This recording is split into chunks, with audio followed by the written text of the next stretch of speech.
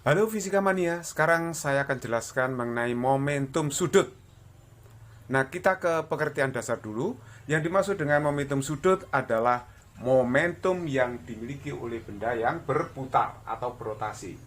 Anggaplah ini ada suatu benda bermasa M bergerak dengan kecepatan V, momentumnya B.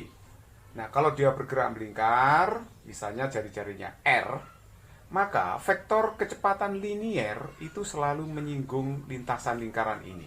Dan vektor momentum linier juga akan berimpit dengan vektor kecepatan, juga menyinggung lintasannya. Nah, kalau kita mau mencari berapa besar momentum sudut dari benda putar ini, kita bisa memakai rumus ini. Secara vektor, momentum sudut itu adalah perkalian cross antara vektor posisi jari-jari dengan vektor momentum linier. Nah, jadi R cross P itu nilainya adalah RP kali sin theta. Ingat, perkalian vektor itu kan ada dua ya, bisa dot, bisa cross. Ingat pelajaran vektor kelas 10. Jadi ini R kali P kali sin theta. Tetapi kalau bendanya bergerak melingkar, itu pasti R-nya dengan P tegak lurus. Karena P itu garis singgung. R selalu tegak lurus dengan garis singgung. Jadi R tegak lurus P. Sehingga sudutnya adalah 90 derajat. Sehingga sin 90 itu 1 ya. Jadi nilai R akhirnya R, P-nya M kali V, sin 90, 1. Akhirnya kita dapatkan rumusan momentum sudut adalah L sama dengan MVR. Jadi L besar ini menyatakan momentum sudut benda. Satuannya Joule/Scon. Kalau M ini adalah massa benda, satuannya kilogram. V itu kecepatan benda, satuannya meter per sekon. Sedangkan R itu adalah jari-jari lingkarannya. Nah, sekarang kita bisa uraikan rumus ini ya. L sama dengan MVR. Itu kita uraikan MVR. MV itu adalah omega kali R. Ingat, gerak melingkar. Kecepatan linear itu kecepatan sudut dikalikan jari-jari. Nah, ini dikalikan R. Jadi akhirnya L-nya dapatnya adalah MR kuadrat dikalikan omega.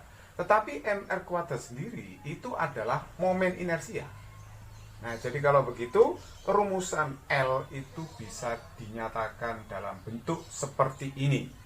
Jadi L di situ tetap menyatakan momentum sudut, sedangkan I ini menyatakan momen inersia benda ya. Momen inersia itu satuannya kilogram meter kuadrat, sedangkan omega di sini menyatakan kecepatan dari sudut benda. Nah, kecepatan sudut disebut juga sebagai frekuensi sudut. Satuan dalam SI adalah radian per sekon. Sekarang kita akan mencari hubungan antara momentum sudut dengan momen gaya atau torsi. Kita tahu bahwa torsi itu adalah perkalian antara momen inersia dengan percepatan sudut. Nah, kita uraikan. Torsi berarti I. Nah, percepatan sudut itu merupakan turunan kecepatan sudut terhadap waktu. Seandainya sistem I-nya tidak konstan, maka I-nya bisa saya masukkan dalam tanda turunan seperti ini. Nah, padahal kita tahu bahwa I kali omega itu momentum sudut. Jadi kalau begitu, torsi itu atau momen gaya merupakan turunan momentum sudut terhadap waktu. Nah, ini huruf Yunani, bacanya to, ini menyatakan torsi atau momen gaya. Satuannya adalah Newton meter. Nah, sedangkan L seperti biasa tadi momentum sudut, T adalah waktu. Nah, sekarang saya jelaskan mengenai hukum kekekalan momentum sudut. Kita tahu tadi bahwa torsi itu turunan pertama momentum sudut terhadap waktu. Kalau dalam suatu kejadian rotasi, ternyata torsi eksternalnya itu 0. Misalnya benda berputar tidak mendapat pengaruh gaya dari luar. Nah, torsi sama dengan 0, maka otomatis momentum sudutnya itu akan bersifat konstan. Artinya dalam suatu kejadian putaran tadi yang dimungkinkan adanya perubahan momen inersia dan kecepatan sudut, maka harus berlaku hukum kekekalan momentum sudut. yang berbunyi jumlah momentum sudut sebelum dan sesudah tumbukan itu harus sama. Ini mirip seperti hukum kekekalan momentum linier, bahwa jumlah momentum sebelum dan sudah tumbukan juga harus sama. Artinya bahwa momentum sudut itu bersifat kekal. Nah, sigma L itu menyatakan jumlah momentum sudut sebelum tumbukan. Satuannya Jules Kohn, sigma L aksen menyatakan jumlah momentum sudut setelah tumbukan. Nah, untuk lebih jelasnya saya akan berikan contoh soal seperti ini. Contoh soal yang pertama. Jadi ini ada silinder pejal berputar dengan kecepatan sudut 25 radian per sekon. Nah, terus kemudian ada permen karet jatuh di atas permukaannya ini.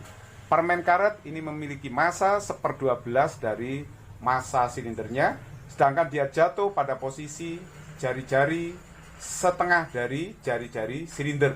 Jadi jari-jari silinder di sini adalah R besar. Yang ditanyakan, begitu jatuh permen karet menempel di silinder, berapa kecepatan sudut silinder itu? Jadi setelah permen karet jatuh. Nah, ini harus berlaku hukum kekekalan momentum sudut, bahwa jumlah momentum sudut sebelum permen karet jatuh dan sesudah permen karet jatuh menempel itu harus sama. Sigma L sama dengan sigma L aksen. Jadi sigma L sebelum terjadi tumbukan permen karet dengan silinder itu hanya silindernya yang berputar. Sehingga hanya momentum sudut silinder yang ada di ruas kiri ya. Jadi momentum sudut silinder itu adalah I silinder dikalikan kecepatan sudut silinder. Sedangkan setelah itu permen karet nempel pada silinder. Jadi kalau begitu momennya kita gabungkan. Jadi I silinder ditambah dengan I permen karet dikalikan dengan kecepatan sudut bersama-samanya. Nah, sekarang IS, I silinder itu anggapannya kan ini silinder pejal ya. Jadi momen inersianya adalah setengah MR kuadrat dikalikan dengan omega S sama dengan IS setengah MR kuadrat. Sedangkan permen karet ini dianggap suatu partikel yang berputar pada jarak R. Maka momen inersianya adalah MR kuadrat. Nah, terus dikalikan dengan omega aksen. Nah, yang ruas kanan ini bisa kita uraikan lagi menjadi, ini M kecilnya adalah 1/12 M silinder, sedangkan R kecilnya itu setengah R besar jari-jari silinder. Nah, ini kalau kita teruskan, kita hitung berarti setengah MR kuadrat omega silinder itu adalah 25. Terus kemudian di sini setengah MR kuadrat ditambah ini 1/4 kali 1/12 berarti 1/48 MR kuadrat dikalikan dengan omega aksen. Nah, MR kuadratnya ini bisa kita coret. Nah, bisa kita coret ya. MR kuadratnya berarti ruas kiri ini tinggal 25/2, sedangkan ruas kanan ini kita samakan aja penyebutnya 48. Berarti ini kan 24 ditambah 1 dikalikan dengan omega aksen. Nah, 25 ini bisa saya coret. Sehingga hasilnya omega aksen adalah 24 radian per sekon. Nah, inilah kecepatan silinder saat berputar bersama-sama dengan permen karet. Sekarang soal yang kedua ya. Ini ada penari es yang menari di atas es ya, dia berputar-putar. Nah, suatu saat dia berputar dengan kecepatan sudut omega, momen inersianya I. Terus kemudian untuk memperlambat gerakannya, maka dia merentangkan tangan sehingga momen inersianya I aksen. I aksen itu adalah 4 kali semula. Oleh sebab itu, kecepatan sudutnya menjadi omega aksen. Yang ditanyakan adalah berapa perbandingan omega aksen dengan omega. Jadi dalam soal ini juga akan berlaku hukum kekekalan momentum sudut. Jadi jumlah momentum sudut sebelum dan sesudah orang merentangkan tangan itu harus sama. Sebelum merentangkan tangan, maka momentum sudutnya adalah I dikalikan omega. Sedangkan setelah merentangkan tangan adalah I aksen kali omega aksen. Nah, berarti ini kita tulis saja I kali omega. I aksennya itu 4 kali I dikalikan omega aksen. I-nya ini bisa saya coret ya. Sehingga omega aksen dibagi dengan omega itu adalah 1/4. Nah, itulah perbandingan omega aksen dengan omega. Contoh soal nomor 3. Nah, ini ada dua silinder, identik silindernya ya. Jadi ukurannya sama, masanya sama. Tentu saja momen inersianya juga sama nanti. Silinder 1 itu berputar dengan kecepatan sudut omega 8 radian per sekon, sedangkan silinder 2 berputar dengan kecepatan sudut 2 radian per sekon.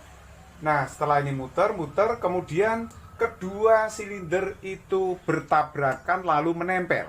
Nah, setelah menempel, dia bergerak bareng. Nah, mungkin ini dikasih lem ya di dalamnya itu sehingga dia bisa menempel terus bergerak bareng. Nah, yang ditanyakan adalah waktu bergerak bareng itu berapa kecepatan sudutnya. Ini juga persoalan hukum kalian momentum sudut, artinya jumlah momentum sudut sebelum silinder menempel atau tumbukan itu harus sama dengan setelah tumbukan atau setelah menempel. Nah, sebelum terjadi tumbukan, kedua silinder ini berputar, berarti masing-masing memiliki momentum sudut. Ini momentum sudut silinder yang pertama, ini momentum sudut silinder yang kedua. Nah, setelah itu melekat. Karena melekat, momen inersianya disatukan. Nah, ini seperti tumbukan tak elastis ya, dikalikan dengan omega aksen. Nah, jadi kalau begitu kita tinggal masukkan di sini I1 saya tulis, omega 1 adalah 8, I2-nya itu sama dengan I1, omega 2 itu 2. Nah, ini saya tulis I1, I2 juga sama dengan I1, sama ya, identik. Omega aksen ditanyakan. Jadi kalau begitu ini 8I1 tambah 2I1 itu 10I1 sama dengan, ini berapa? 2I1 dikalikan omega aksen. Saya bisa mencoret I1-nya. Jadi omega aksen dapatnya adalah 5 radian per sekon. Jadi setelah silinder bertumbukan dan menempel, dia bergerak bareng, kecepatan sudutnya adalah 5 radian per sekon. Contoh nomor 4. Nah, di sini ada silinder ya. Silinder ini silinder pejal, masanya adalah M besar.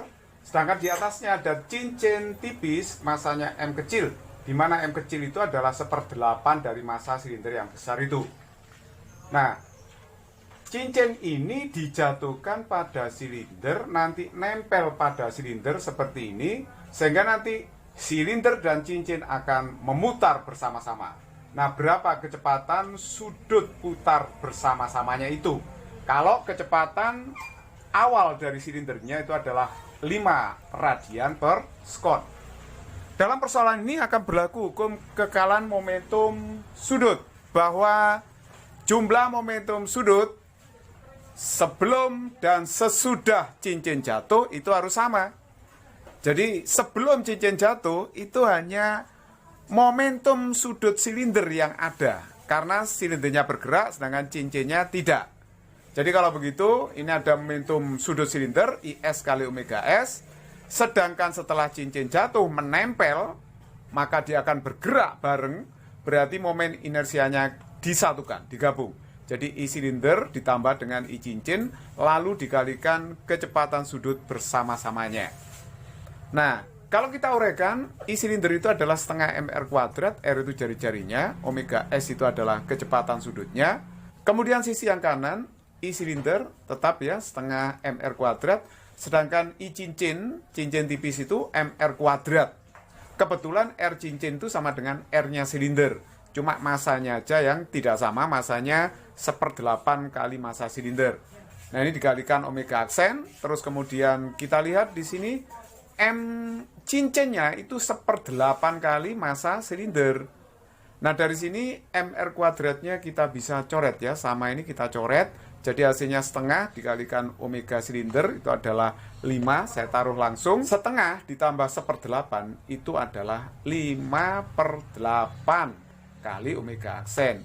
5-nya dicoret sehingga omega aksennya adalah 8 dibagi 2.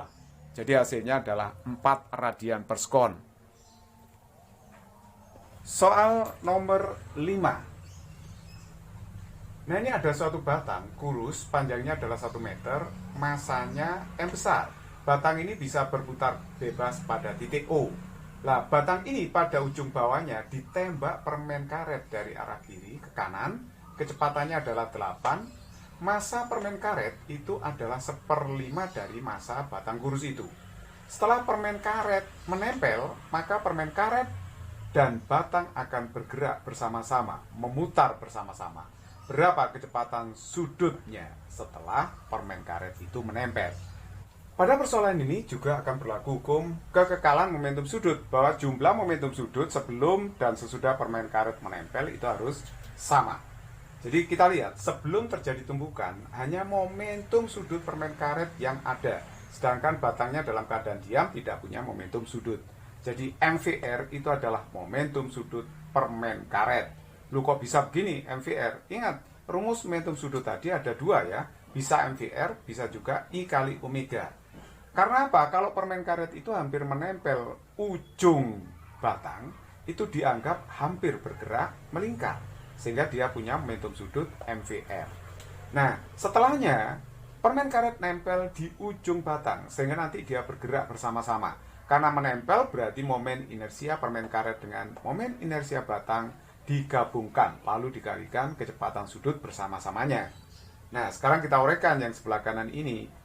Momen inersia permen karet itu adalah mr kuadrat. Nah, nanti R-nya itu berapa? Jelas R-nya permen karet itu sama dengan panjang batang. Nah, terus kemudian momen inersia batang berputar pada salah satu ujung itu 1/3 ml kuadrat. Terus dikalikan omega aksen. Nah, sekarang coba, massa dari permen karet itu kan 1/5 M ya. 1/5 dari massa batang. Masuk? Nah, kali V, kali L, R-nya itu L ya. R-nya dari permen karet. Terus kemudian M kecilnya saya masukkan 1/5 M. Nah, R-nya itu L kuadrat. Nah, terus kemudian kita masukkan bilangannya 1/5. M-nya ini bisa dicoret ya. M-nya bisa dicoret. Ini 1/5 kali V-nya 8. L-nya adalah 1. Nah, 1/5. M-nya sudah dicoret. Ini ya. 1 kuadrat plus 1/3. L-nya 1 kuadrat. Dikalikan omega aksen. Yang sebelah kiri 8/5. Nah, terus sebelah kanan 1/5 ditambah 1/3. Itu kan hasilnya 8/15 ya. 8/15, di sini 8/5. Sehingga omega aksennya adalah 15/5 atau sama dengan 3 radian per sekon. Itulah jawabannya. Physics is very easy and fun.